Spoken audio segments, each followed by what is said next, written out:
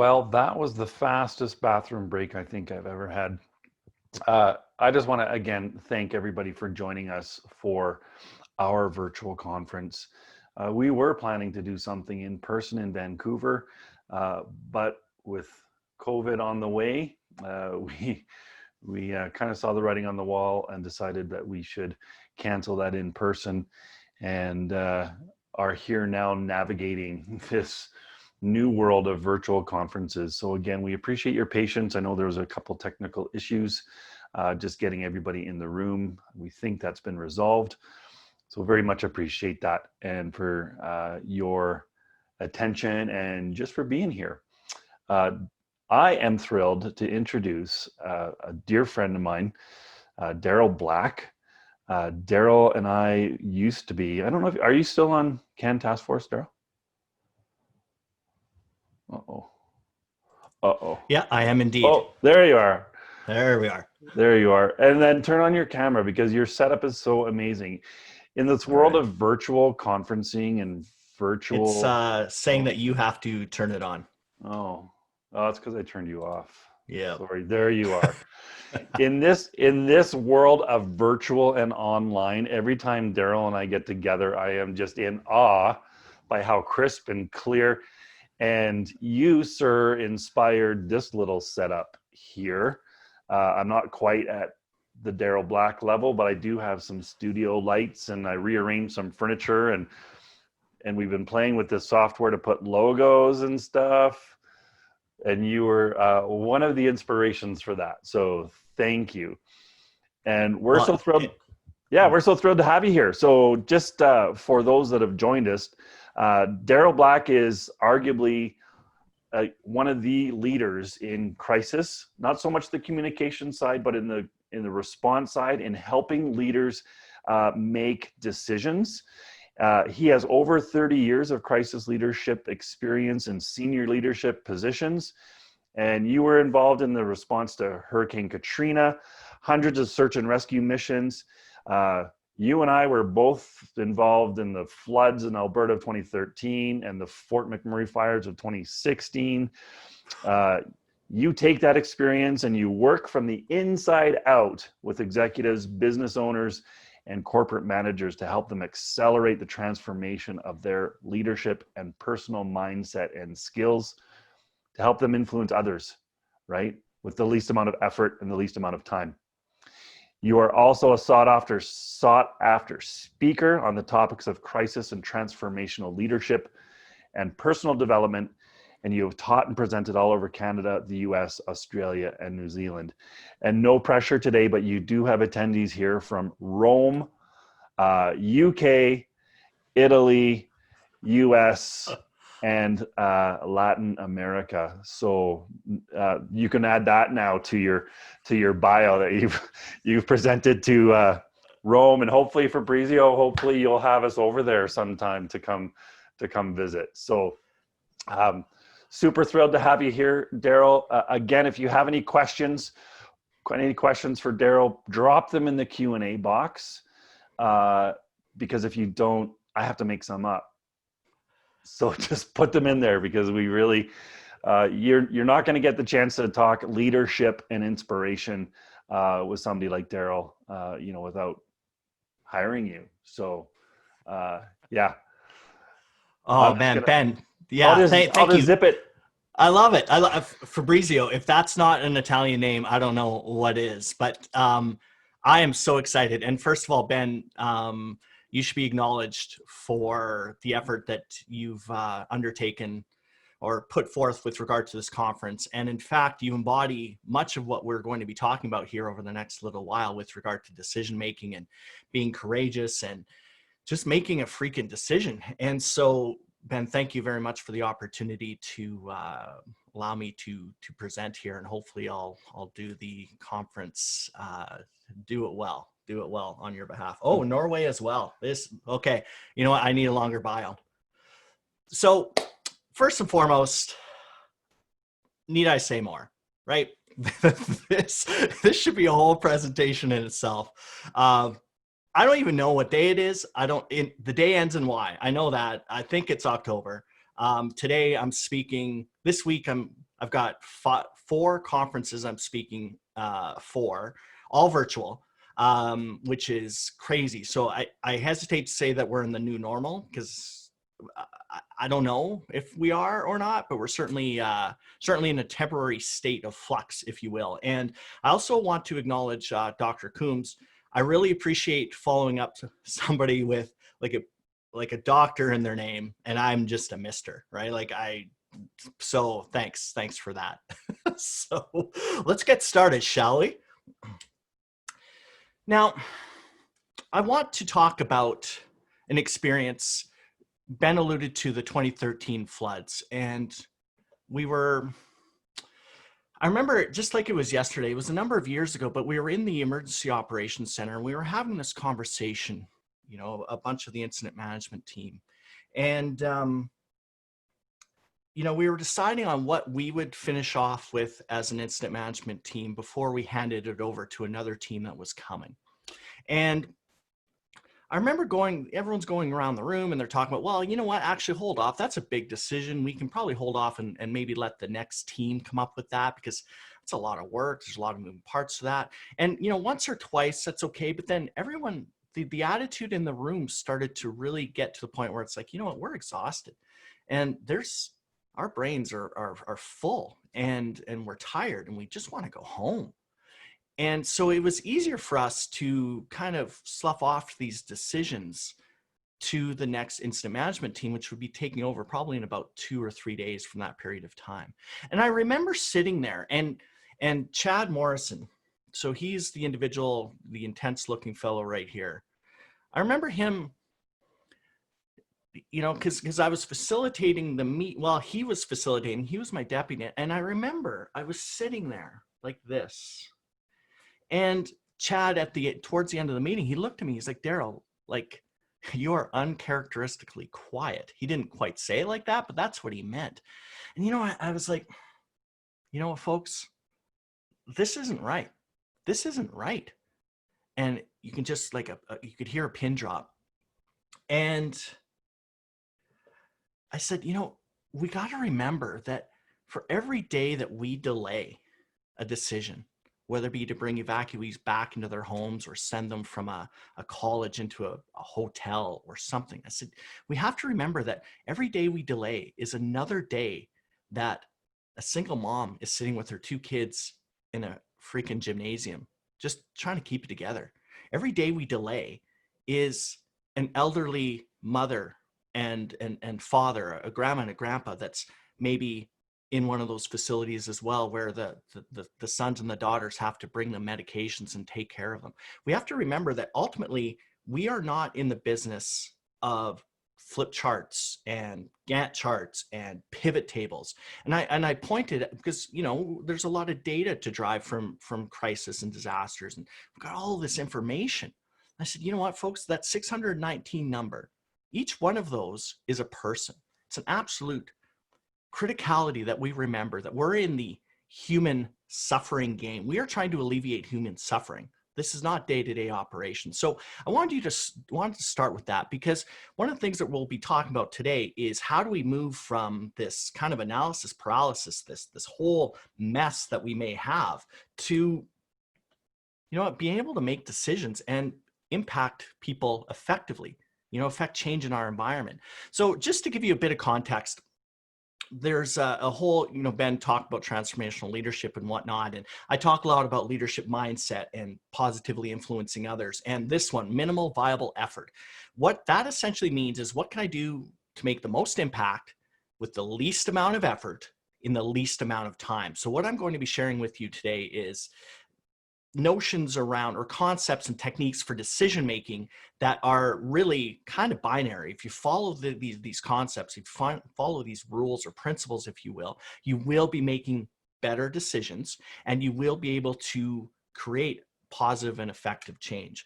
So with regard to my background, for sure, I am 100% operational. And with that though, I recognize that as communicators, I know 1,000,000% from the bottom of my heart that we could have the best incident response in the entire world. We can absolutely knock it out of the park. But if we communicate poorly with stakeholders, it doesn't matter. It doesn't matter. All of that work is for naught.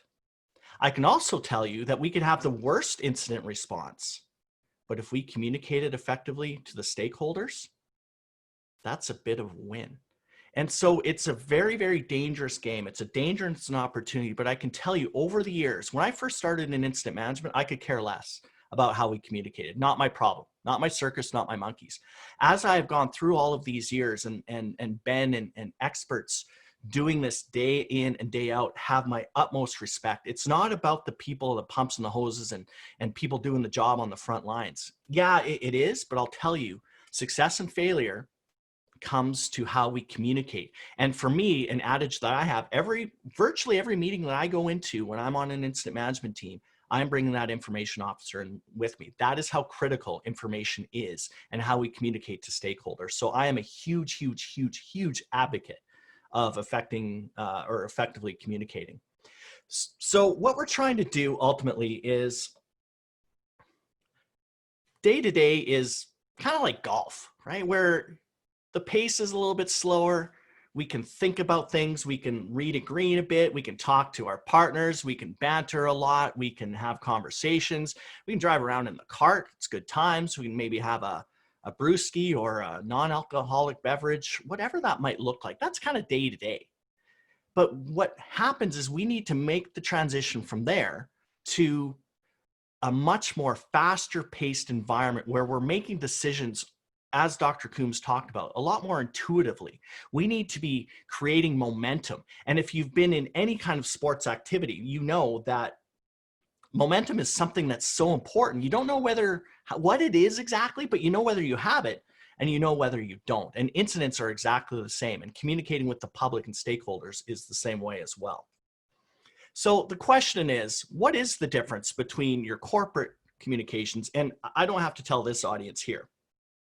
It is a world of difference between corporate communications and crisis comms. And for you, one of your challenges is telling people that, look, crisis comms is different. Yeah, it's the same. It's the same people, same skill set, all of those other things. But you know that it really, really is different. And it's like the equivalent of driving Miss Daisy to driving a Formula One car, right? And you're buckled into that thing. And the only difference with Formula One and an incident is at least Formula One, you can pump the brakes. But if you think about it, it's like a Formula One car that's got a brick attached to the accelerator. And you're just like, okay, I know we're going forward. I know there's some walls and I know there's some turns. And frankly, I'm buckled in, but I'm not sure exactly what's going to be happening here. So this is not about driving Miss Daisy. This isn't about just driving country roads. This is about navigating a Formula One car with that speed and that intensity and the profile, all of those other things. And so you have to recognize right off the bat, we're not in Kansas anymore during crisis. This is a time for us to really step up, get into that Formula One car, buckle in, and let's face it, they're very, very safe. So you're going to get jostled, you're going to get tossed, you're going to get hit in, rubbing paint, although I think that's a NASCAR saying, something like that. You're going to get hurt. It's going to be sore. But you know what? Ultimately, if you follow some of the principles and the decision-making concepts that we'll be talking about, we're going to do okay. So really what we're talking about is this element of time. It's time that is the big differentiator between regular corporate comms and crisis comms. It's regular, business as usual versus incident management team, crisis response in general. And this is the piece, folks, that when you introduce this concept, all hell breaks loose. All hell breaks loose. So some of the things that we have to remember, as I alluded to, we're dealing with people in crisis communications. We're dealing with people. They are not metrics. They are not Twitter followers. They are not Instagram followers. They are not Facebook views, which by all other accounts are the metrics that you would want to pursue in regular day-to-day business. Right? And I get it. You're looking at followers, you're looking at social media presence, all of those other things. Those are metrics that you can literally measure. But during crisis, yes, those things are important, the metrics, to making sure that you're getting the message out. But folks, it's the people business. Without people, we wouldn't have an emergency. We wouldn't have an incident. We wouldn't have a crisis. So remember that. Every decision that you're making or not making has a direct impact on a human being, a person, the single mom, the single dad, the grandparents, so the elderly man and woman there, incident management teams, your team members, your own family, for example, if you're impacted by a crisis. So remember that.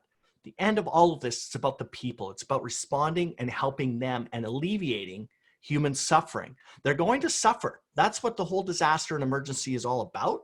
But let's not make it worse. Let's compress the time that they are suffering, and let's get them back to normalcy as quickly as possible, and communicate effectively, because the unknown, as we'll talk about, is really, really stressful for people.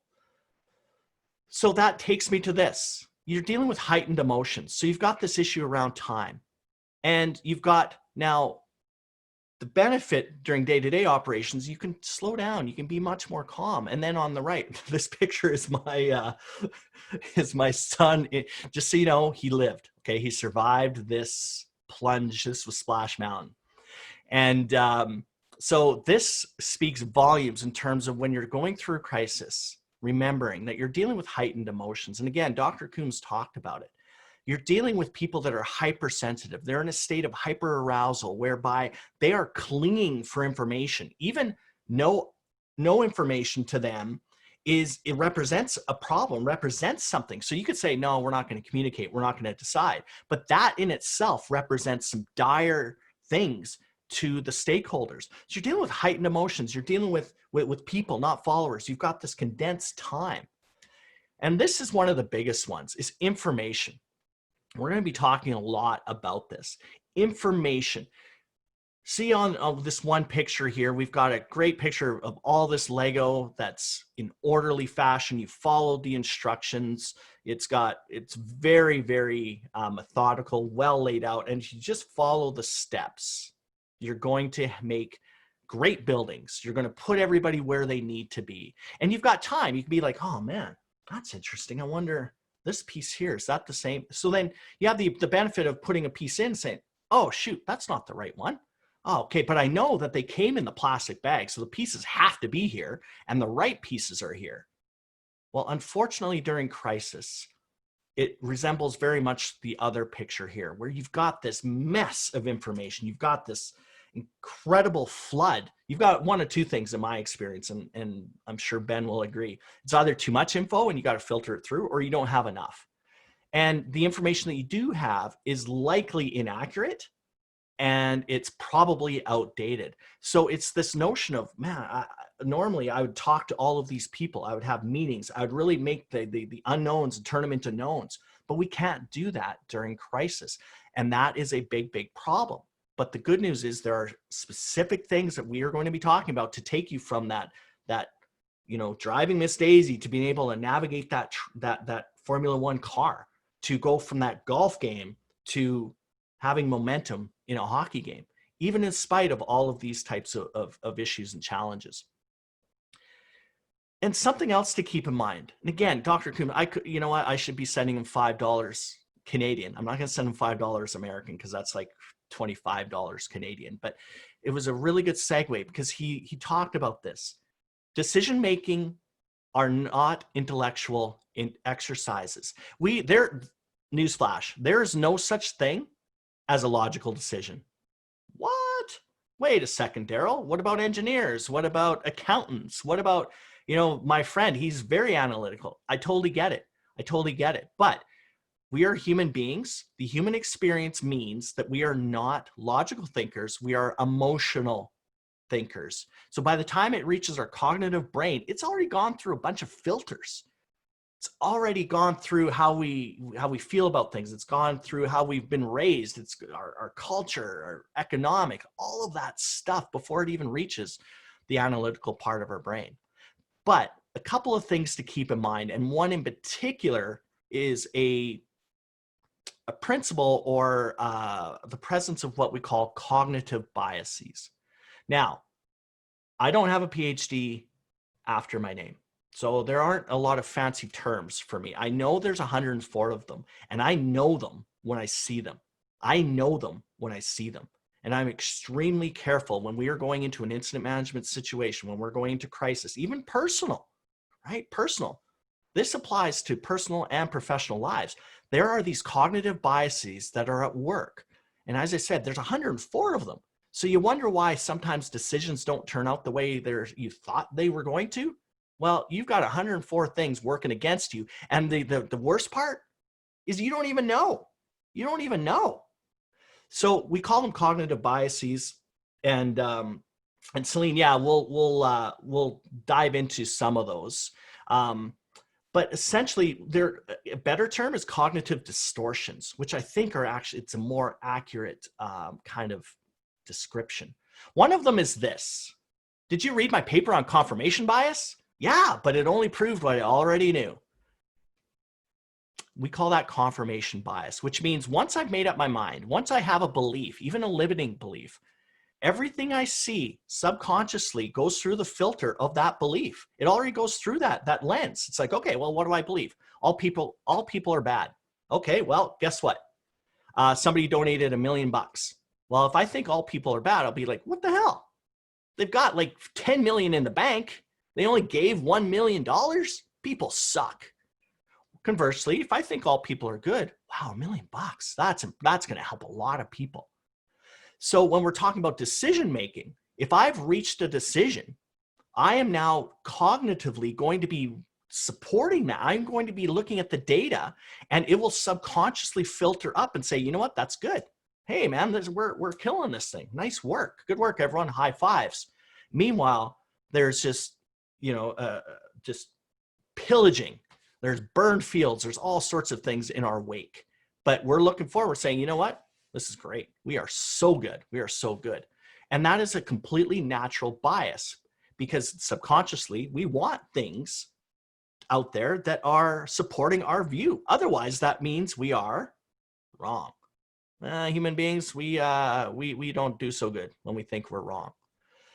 So groupthink. Who needs good ideas when you can all agree on one bad one, right? So on incidents, I see this time and time again, a confirmation bias. I see groupthink. What groupthink essentially is we have, as groups, especially if we've worked together a lot, we tend to think the same, which is a really good thing, because we hear phrases like we're all on the same page. Perfect. I love that. Absolutely. That is a good thing. We don't want the Debbie Downers. We don't want the Eeyores of the group all the time dragging us down and saying, well, what about that? I get it. Because we all work for those people, that it doesn't matter. But really, groupthink is a cognitive bias where if we all start to think the same, then we lose the objectivity and the subjectivity of what's happening around us. If there's no dissenting opinions, respectfully, if there's no healthy conflict happening within your teams and your decision-making process, you will make bad decisions. 150 million%. You will make the wrong decisions if there is no healthy debate or healthy conflict within that team when you start making decisions. And yet we turn around, though, we say, you know what, we're all on the same page. There was hardly a discussion about that. Danger, Will Robinson. That's a problem, okay? So that's a cognitive bias. And human beings, we like to conform. We are social beings. It's part of our DNA. We belong to communities. We don't want to stick out. We will subjugate our opinions and our views for the group. If it means we're going to stick out, if we say something, I'm going to be like, I'm not going to say anything. Although this ain't going to end well, but I'm just going to look the other way. So we have to be very aware of that. And it's very, very common is groupthink, with groups that have performed together for a long period of time. But don't worry, there are some things we're going to be able to do with that. So we have all of these things. We have our lack of information. We have these human emotions, a lot of stress going on. And under stress, we literally lose the ability to make good decisions. Our higher brain functions get shut down. We've got all of these other variables. We know all these cognitive biases are in place. Like Daryl just talked about groupthink. And if we're all on the same page, that's a bad thing. Not necessarily. But what it does lead to is the porch of indecision. And that, ladies and gentlemen, folks, is what kills incidents. That's what causes failures in our environments. That's what causes stakeholders to look at us and say, what the hell are they doing? Well, clearly nothing. So I am going to go about and I'm going to do it myself. I'm going to create my own team. I am going to go take matters into my own hands. I don't trust them. And once you've lost the trust of the stakeholders, you're in big, big trouble. And so you're stuck in this logjam, this analysis paralysis, and you don't want to make a decision because heaven forbid you make the wrong decision, right? Which is completely normal. It's completely natural, folks. So first, a little bit of self-compassion, a little bit of grace. It's normal for you to freeze up. It's a stress reaction. It's normal for you to get overwhelmed, especially if you're used to playing golf and now you're asked to get into this momentum-fueled hockey game or into that Formula One vehicle. If you get into the Formula One vehicle and you're like, honey, I'm home. This is right where I want to be. There's a problem. There's a problem. And that is the problem that we have in task force, for example, where it's not a problem. I'm making light of it. We are in the business of responding and affecting change in our environment. And here's a news flash, folks. You can never accuse us of not making a decision. You can never accuse me of not making a decision, because I know that with decisions come momentum. With momentum comes rhythm. And with rhythm comes confidence. With confidence comes belief. With belief comes results, and good results eventually. So that's what we're trying to do, is trying to get you out of that analysis paralysis environment and get you into an action-taking kind of environment. So a couple of general things. Be courageous. You know what? This takes guts. I'm not going to sit here. It's easy for me to sit here. I've got my Superman mug here with my water. I'm really comfortable right now. I got a good seat here. I'm warm. I got some nice lights here, all that stuff. So it's easy for me to say, be courageous, but I'm telling you, what I'm asking you to do is hard, but we can do hard things. Remember, why are we here? Why are we in crisis management? Why are you in crisis comms? It's to help people. Think about them. Get out of your own head, get out of your own fear, and think about that single mom or that single dad or those elderly parents, and be courageous. Look at this young gal. She's stepping right in there. She is absolutely stepping right in there. And that's okay. I love that. I took this picture in Disney World and I just knew as soon as I saw it, and I still get goosebumps. This gal, man, she was courageous. She stepped right up in there and it was awesome. So that's one of the general principles of decision making. Be courageous. And you want to get towards principles based. And this one is often a bridge too far for a lot of people early on. I totally understand. And once we go through these generalities, I'll be giving you some specifics. You have to move from a rules-based organization and team where it's procedures and processes and approvals and you name it, and timeframes. You name the rules, you know exactly what I'm talking about. They're typically bureaucratic.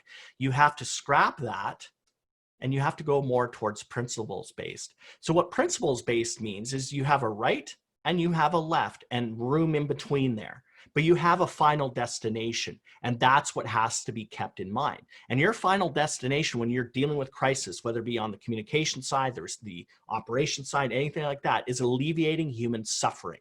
That's why you're called there to work, is to help people, to stop their suffering, to minimize it, to help them, give them hope. That is your job. That is what your North Star is. It's not to pump out 50 tweets, right? It's not to get Instagram followers. It's none of that crap. You're here for the people. And so if you think about that, what is in the best interest of the people, and work backwards, and then you work within the right and the left, you will have a much more agile response. You will have a much happier team because you're doing stuff. You will be building trust. You'll be building momentum. You'll have this rhythm and it will flow. It will flow. But I can promise you that if you're stuck in rules, you will not win. You will not win. And in fact, you'll be extending that suffering, just like we were doing in High River, for example. Now, I will say that after that meeting, or during that meeting, we were like, okay, hold on. Because human nature, we got stuck in the minutia of running the incident. We're human, right? We're human. We wear fancy vests. We have fancy crests on our uniforms. But at the end of the day, I'm Daryl Black. You know, I'm a single dad. I've got a great kid. I've got a couple elderly parents. I've got an older brother that's not as smart or nearly as good looking as me. So it kind of sucks to be him. We're human beings, right? Remember, we're talking about, we're not logical thinkers. We're not logical beings, and that's okay. So one of the rules to break this analysis paralysis is what I call the 80-20 rule. What it means is it's in direct, it absolutely takes those issues that I talked about and it smashes them. It said, no, not today. Not today, analysis paralysis. I am not standing on this porch of indecision anymore. I am getting to 80-20. So what that means is 80% of the solution and then make a decision. I know decision, I extended that a little bit, but that was for emphasis, right? Make a decision. Get to 80% of the information. Make it happen. And here's what happens, because I know everyone's like, what? Daryl, like, have you worked in my company? Have you been in my municipality? We actually have to wait till we're 150% sure. Well, guess what? You're not going to win in this game. You're not going to be alleviating human suffering, because that's what we're here to do. 80%, take action. But here's the caveat to it. You don't just make the decision and then it's like a fire and forget missile. What you need to do is you make your decision, you act, but then you assess and then you adjust. All right, you act, you assess, and then you adjust. That 20% is where that gray area kind of falls. And I promise you, the 20% will get figured out by people a lot smarter than you, a lot smarter than me, probably doing the job. And guess what? We can figure that additional 20% out as we go. But there is no chance of us affecting change and fixing any problems if we're not making a decision. Get to that 80-20, pull the trigger, make it happen. Okay? That is a hard rule. If you're feeling yourself resisting, no. Ben Morgan, 80% of this conference. He got to 80%. He said, you know what? This is needed. We need to do this. Yes, we were thinking about Vancouver. Great. And I don't know how this is going to work with Zoom and internet and worldwide audiences and all of those other things. I don't know. If Ben waited and the team waited to get to 100%, I wouldn't be sitting here talking. You wouldn't be attending. Ben went to 80%. He pulled the trigger. In High River, when it came time, and you know what, I'll use a different example. 2016, Fort McMurray wildfires, 88,000 people evacuated. Do you think we had 100% of the information? Do you think we had 100% of control? Do you think we had 100% of all the decisions made? We didn't. But guess what? We still wouldn't. So we get to 80%, we have to move. We have to act, and then we assess, and then we adjust. Now, trigger points. Trigger points is another very, very useful technique for you to use in any environment. So what it means is it's a predetermined action for a predetermined condition. Okay, you with me? Predetermined action, predetermined condition. If this happens, we will do that. So a good example, 2016, and apply this example to your own environment, your own personal life for that matter. Please, please, please, please take what I'm talking about and take it out of your workplace and put it into your personal life. 2016, Fort McMurray wildfires. The fire was going to make a run. It was outside of the city. And so for the municipality, we're like, well, that's really good news. Of course it is. We heard a report, fire's going to make a run. Okay, well, kind of not our circus, not our monkeys, because it's missed the city now. Well, unfortunately, in the pathway of the fire making a run were 14,000 oil workers. That's a problem. 8 camps. That's a problem. I'm no oil guy. I'm no expert in fire behavior. I'm no doctor. I'm no whatever. But that's a problem. I don't like the idea of having a biggest wildfire in the history of mankind heading towards 14,000 human beings. Call me overly sensitive. That's a problem. So what we did, and we recognized that that was an issue, obviously very, very quickly. So what we did was we implemented what we call a trigger point. So if the fire reaches this location, which for this example was Tower Road, this geographic location, but insert whatever time frame you want to put in, whatever trigger point that looks like. When the fire reaches this point, Tower Road, we will evacuate. We will trigger the evacuation for these 14,000 other people. And in doing so, we were making the plan, we were doing the planning, we were taking a lot of the emotion out. We were able to consolidate all the information and then plan what that trigger point was. And then when it happened, and something that was really interesting that was mentioned to us was there was 4 of us in the REOC, or Regional Emergency Operations Center at that time. And when the fire hit, I had somebody that was shadowing me because she was taking over from me. And so the 4 of us, we called the trigger point, okay, evacuate, trigger point, blah, blah, blah, make it happen. And then we just go about our business. And this gal, wonderful gal from the municipality, was like just following around. And she said, hey, Daryl, can I talk to you for a sec? I'm like, yeah, sure, of course. She's like, what was really interesting? I'm like, I don't know, what? The worse it seemed to get, the calmer you guys got. The 4 of you guys got together for a few minutes, and then you spread out, and then you guys were cool as cucumbers, and we were watching, wondering what you guys were thinking. And here's the beauty of that. We weren't. We had already done the thinking. To us, it was a binary. Fire reached Tower Road, we do the trigger point, evacuate, and life is good. So implement trigger points, please, in whatever facet of your life is, or your workplace, whatever that is. You're going to have to make a decision. So you will have to say, for example, at 4 o'clock, 1600 hours, we have to have a decision. We are going to say this unless something else happens. But we have to just reach a point. Otherwise, you lose momentum, right? Then you miss making decisions, and then you've made no decision, and then it's the end of the day. Now, another rule is contingency plan. And like I talked about, allow for different opinions. One of the biases we have, one of the cognitive distortions, is what we call overconfidence. The whole point of a plan A is because it's our plan A. It's going to work, right? Like, thanks, Tips. I appreciate that. That's why it's a plan A. We have confidence in it. Because if we didn't think it was going to work, we wouldn't make it a plan. But therein lies the slippery slope of crisis leadership and decision making. Always, always, always, always.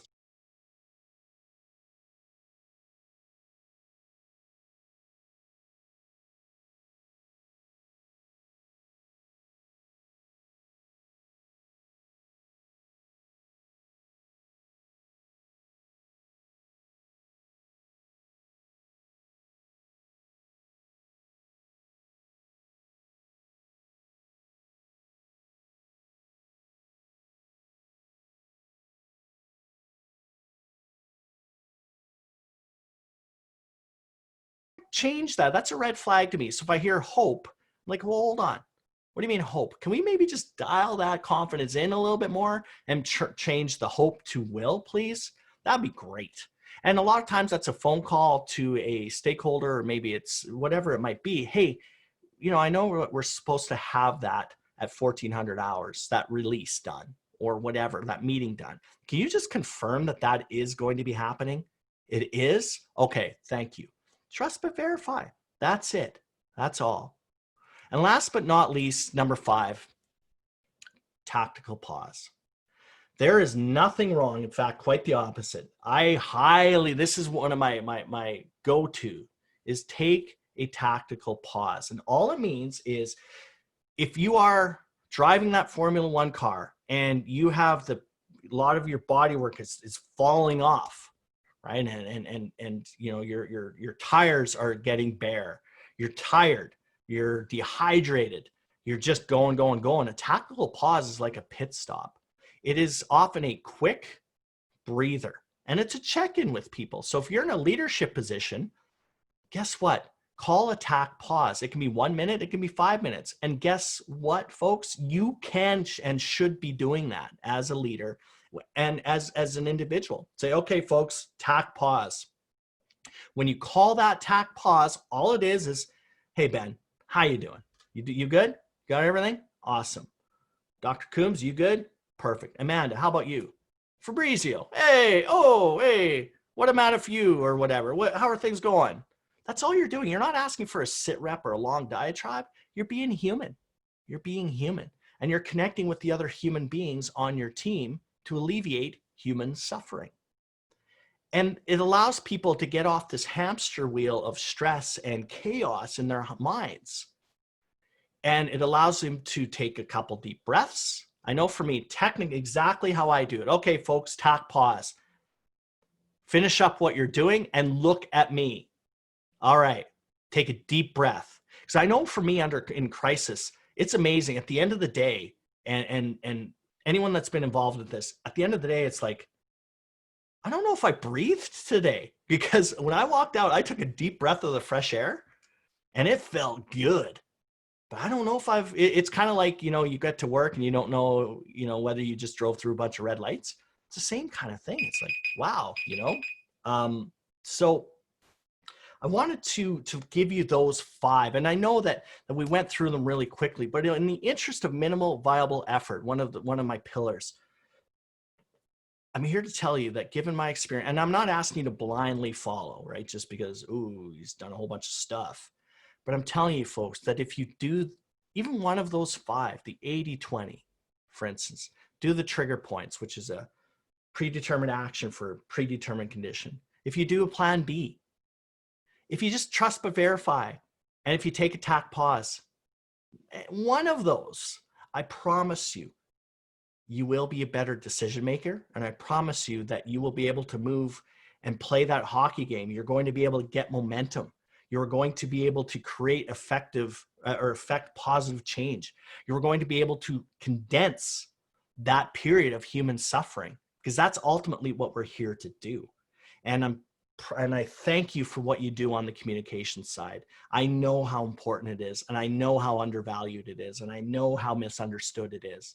And I know that making a business case for a crisis comms plan is impossible. It's like pushing a wet noodle uphill in a wind with a 18-wheeler coming down and an avalanche, etc. You kind of get the idea. I understand that.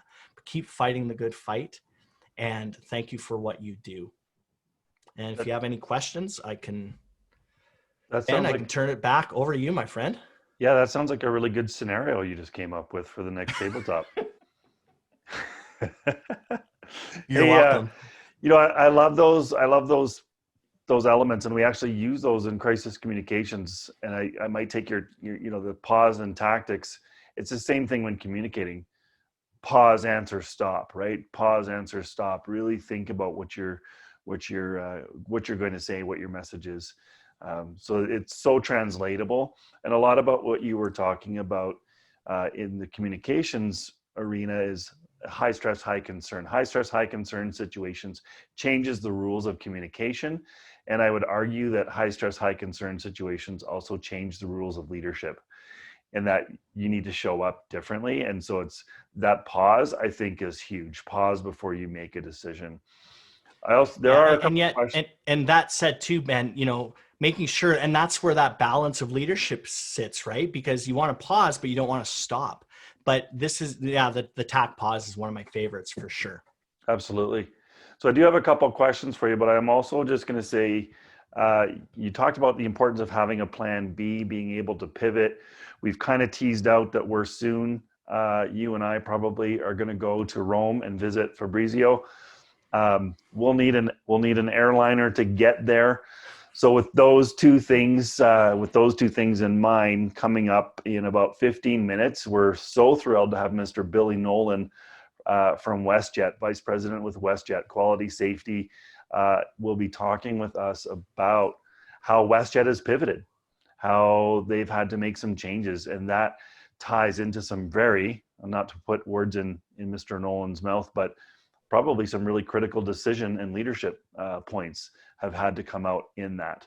So I think this is going to be great. We'll take WestJet to Rome and we'll go visit Fabrizio.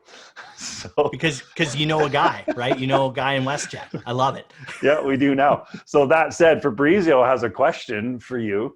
And that is, how can you balance the moral obligation to communicate the clear scenario of a crisis and the reputational risk to your company to communicate too much? And before you answer that, I'll just say, Fabrizio, I was accountable for the communications during the 2013 Calgary floods here in the city of Calgary. And one of my biggest learning moments was when I gave the mayor, Naheed Nenshi, his briefing in the morning. And I had our speaking notes, and I kind of said, here's what you need to focus on, and here's what's really important. We really need you to say this. And we're not really ready to say anything, Mayor, but you need to know. And then he went up and did the media briefing, and he, of course, he was just so eloquent, hit all of the speaking points, and then looked right in the cameras and said, and I'm not supposed to say anything, but you need to know. And it was his philosophy and his belief from that point forward that would drive our communications, where he basically said to the communications team, if we know it, our citizens are going to know it. If we know it, we have to communicate it. Now, there is balance in that when you're talking private organization, public organization, and that sort of thing. But how do you balance that moral obligation, Daryl? Yeah, and that is such a great question, because I think what we've seen is a seismic shift with regard to holding back of information for liability and a whole bunch of reasons. And I think this is my own, I'm not an expert, but I think that society is sick and tired of lack of transparency. They are not idiots. You know, when we're dealing with those human beings that I've been talking about at length, they are not dumb, and they are going to get information somewhere. So here's the seismic shift. Is going from risk aversity to enablement, and enablement of the citizens to make their own decisions. You know, and we have this was a great example where we do damage assessments, and we talk about, and this is less about reputational risk, but more just around the principle of informing people. There was an issue around, should we release the damage from Fort McMurray or High River? Like, at what point should we release that information? Because you know, that's going to cause a whole bunch of extra stress and trauma and all these other things. And we ran into this in the floods in April. How much do you let go? Let the people handle the information, because Maple Leaf Food, well, you guys know all the examples. The danger and opportunity, the danger is there's going to be a great reputational risk, but here's the opportunity here. Here's the opportunity. You can actually build so much credibility, because I don't give a rat's butt. Like, I recognize that companies and municipalities make mistakes. I get it. What I don't like, though, is I don't like the cover up, and I don't like them ignoring it. I don't like the whole, these aren't the droids you're looking for. I appreciate somebody that says, you know what, we effed up. My bad, I'm the CEO, I own this. But we are going to be better, and this is how we're going to be better. Because if you're hiding something, people naturally are distrusting of that. And it makes sense. That's human behavior. The unknowns stress us out. So I would, you know, of course it's a balance, FOIP and all of those other things. But if there was a scale there of holdback versus total transparency, I would lean heavily towards total transparency and let people make an informed decision. Give them the information that you have to help them make decisions that affect their lives. Get out of their way. Who are we? We get so arrogant with regard to, well, hold on, we know what's best. We don't always. You know who knows best is the person that we're communicating to. Let them know that their house is burned down. Let them know that their house has 4 inches of mold on it. Let them know that their house is great, for example. So that's a very impassioned opinion there. I don't know if that was a hard and fast answer, but. Well, that's one of the things I appreciate about you, Daryl, is your passion. So let that shine, my friend, let that shine. You know, the other thing too, just on what you were saying, is especially in today's environment, if you are, as a CEO or as an organization, if you're not authentic and you are holding back in today's connected, fast moving world, you are most likely to be called out on it eventually, because everybody is connected and the information flow in this environment today is so fast. So this question to you is looking for tips on overcoming a hurdle. And that hurdle might be in a crisis situation where the incident response team does not come to consensus. So no one's coming to consensus.